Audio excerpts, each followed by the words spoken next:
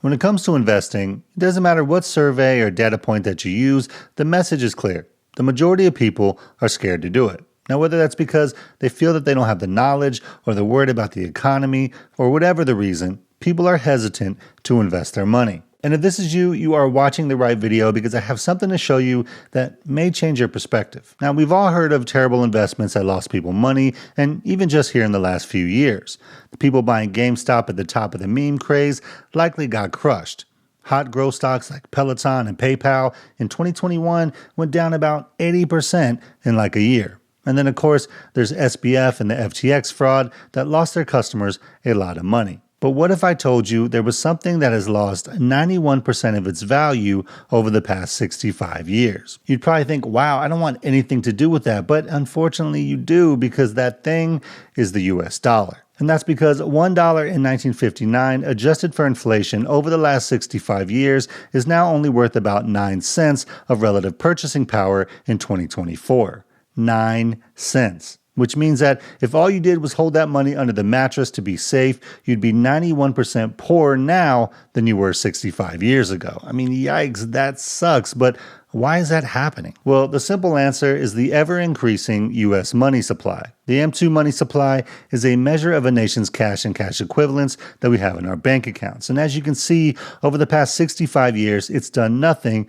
but go up. Why does that happen? It's primarily driven by the Federal Reserve and the monetary policy that they set. And the Fed has its goals and its reasons why it does what it does, and that's not really the point of this video. We're not going to argue whether an ever-increasing money supply is good or bad. I really just want to show you that it exists and explain to you what it's doing to your financial situation. And basically what it's doing is making you poorer over time. Now, to make this clear, let's take a look at how a few things have changed over the last 65 years. We already know that our dollar is now only worth 9 cents of purchasing power, which, if we flipped it around, means that the same item in 1959 that cost $1 would now cost $10.66 in 2024, and that's about an 11x difference.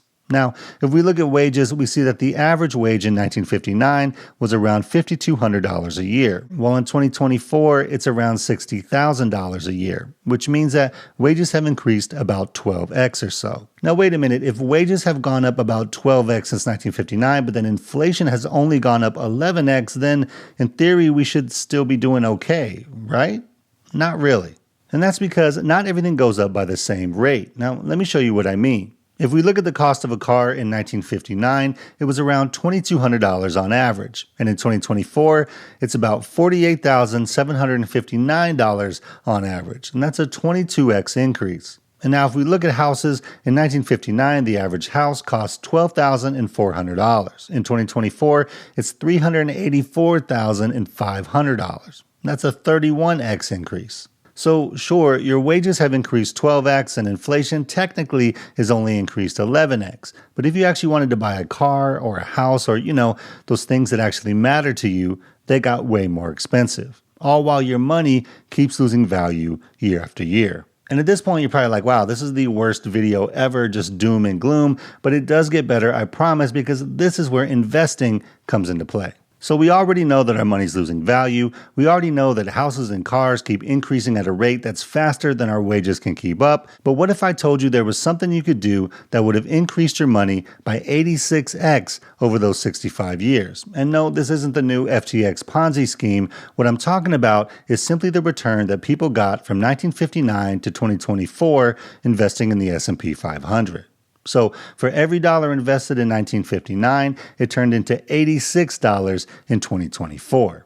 And of course, the market changes every year. It can be up 20% one year, down 20% the next year. And it's not as simple as just looking at a chart and saying, oh, look, this is what it did over the past 65, so that's what it's going to do over the next 65. I mean, we never really know. But the point that I'm making is this. You might think that investing is scary because there's a chance that you'll lose money. But in reality, not investing is even scarier because your money is virtually guaranteed to lose value over time unless you do something about it. Now, investing isn't the only option. You could also increase your income at a rate that's faster than inflation. So things like trying to get a better job or investing in an education for yourself so you can qualify for jobs that pay more. Those are all great things as well.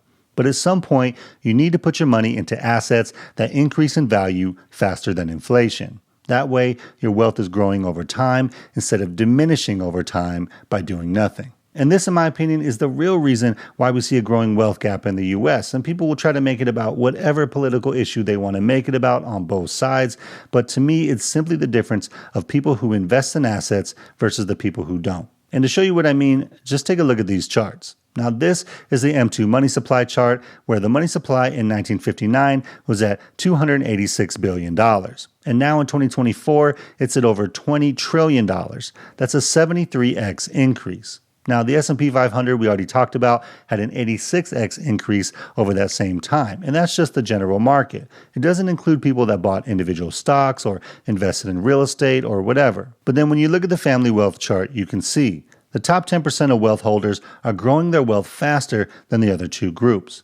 The 51 to 90% group is growing their wealth as well, just not as fast as the top group. And then the bottom 50% isn't growing either at all or nearly as fast as the other two groups. Now, why? Because they're not putting their money into assets that are outpacing inflation. So their wealth is going down over time, while those with assets have their wealth increase over time. And there's a lot of reasons why that might be. Maybe their income level isn't high enough. Maybe they don't have the knowledge or the education. And this video isn't about arguing whether it's right or wrong or just or moral. Those are things that you'll have to decide from your own personal perspective. And the reality is that our perspective changes over time. Like, I didn't know anything about investing when I was younger. And when I got laid off from my first real job after college, I had no income, no savings, and no investments. And at that point, I was just trying to get my head above water. But once I focused on building up my income and learning how to invest, my financial situation just kept getting better and building on itself. And when that starts happening, you realize how powerful it is